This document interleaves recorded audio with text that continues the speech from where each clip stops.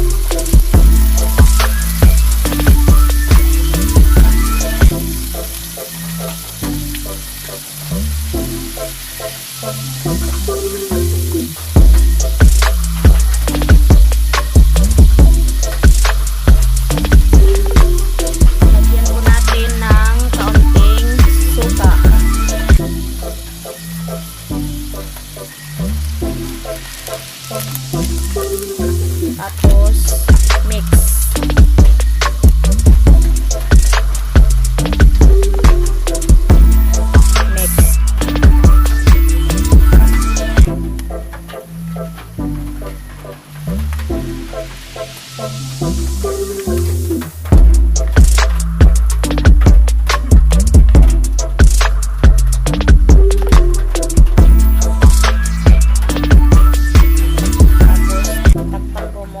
Takpan po muna natin.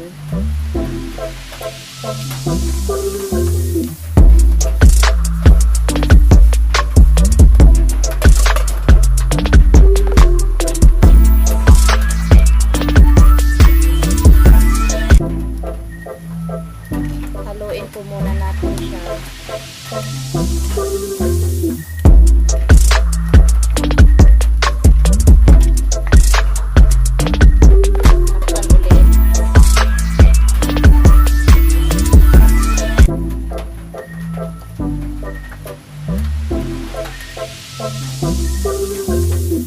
Tapos po, pag medyo ano na po siya, luto, ihalo na po natin yung gulay.